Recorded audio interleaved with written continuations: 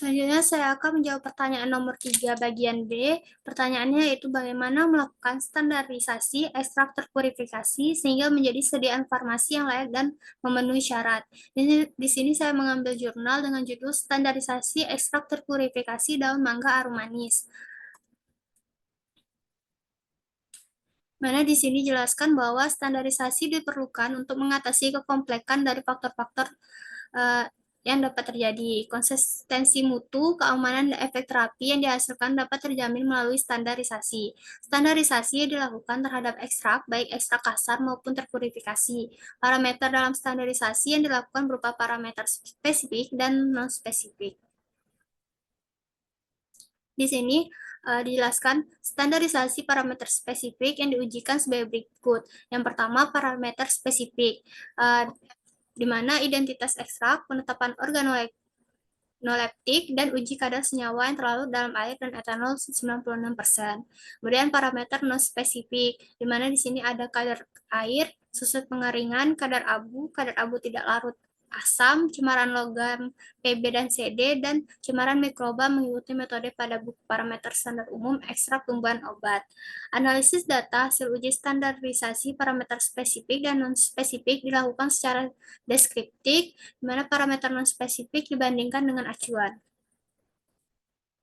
Jadi di sini ada contoh hasil dari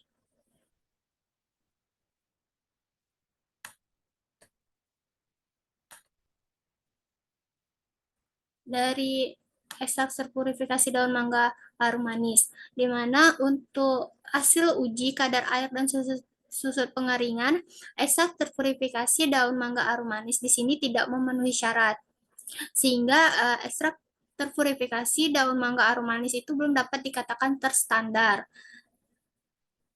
Kadar air pada suatu ekstrak dapat menjadi tinggi dikarenakan faktor penyimpanan ekstrak yang belum baik. Kadar air yang tidak memenuhi syarat di mana di atas batas normal dikhawatirkan akan menyebabkan tumbuhnya mikroba seperti jamur atau kapang dan lama simpannya menjadi rendah. Pada uji kadar senyawa larut etanol diperoleh kadar yang cukup tinggi yaitu 67,4%, walaupun susut pengeringan tidak memenuhi syarat, tidak membuat kadar senyawa larut etanol banyak yang hilang. Kemudian di sini untuk parameter non-spesifik seperti kadar abu tidak larut asam, cemaran logam Pb dan Cd, cemaran mikroba Lt dan AKK, ekstrak terpurifikasi daun mangga harum manis telah memenuhi syarat. Artinya, cemaran-cemaran logam dan mikroba tidak mencemari ekstrak terpurifikasi daun mangga harum manis, sehingga ekstrak terpurifikasi daun mangga harum manis dapat dikatakan berkualitas dan memenuhi syarat serta layak menjadi sediaan farmasi.